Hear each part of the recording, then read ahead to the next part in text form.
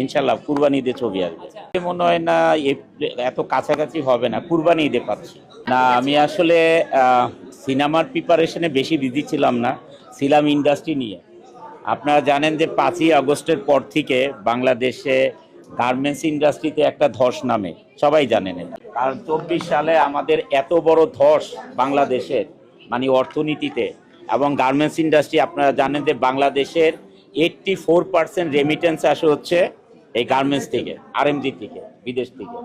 আর 14% আসে আমাদের রেমিটেন্স যোদ্ধাদের থেকে। আর 2% আসে হচ্ছে সারা বাংলাদেশের যত কিছু দেখেন আপনারা এক্সপোর্ট হয় তার থেকে, মাত্র 2%। এই 84% রেমিটেন্স যেটা বাংলাদেশের অর্থনীতির চাকা ঘুরে, সেইটাতেই যত বড় ধস নেমেছে। এই জন্য আমি আসলে মানে সারাক্ষণ গার্মেন্টসের ভিতরেই পড়ে থাকি, এখন ইন্ডাস্ট্রিতে পড়ে থাকি না। আমি আসলে সিনেমার প্রিপারেশনে বেশি বিজি ছিলাম না, ছিলাম ইন্ডাস্ট্রি নিয়ে। আপনারা জানেন যে 5ই আগস্টের পর থেকে বাংলাদেশে গার্মেন্টস ইন্ডাস্ট্রিতে একটা ধস নামে, সবাই জানেন এটা।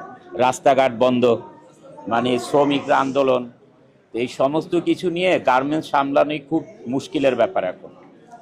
তাই ছবি থেকে কয়েকটা মাস দূরে।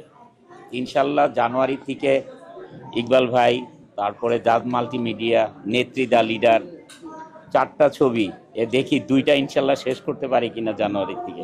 সিনেমার পরিকল্পনা তো আপনারা এর মধ্যে অনেকগুলো নিউজ করে ফেলেছেন অনেকেই ইকবাল ভাইয়ের ছবিটা নিয়ে। তারপরে আপনি জানেন কিছুদিন আগে জাজ মাল্টিমিডিয়া একটা আপনাদের সাথে প্রেস কনফারেন্স করে। আমার সময়ের জন্য আসলে এগুলি কিছুই হচ্ছে না।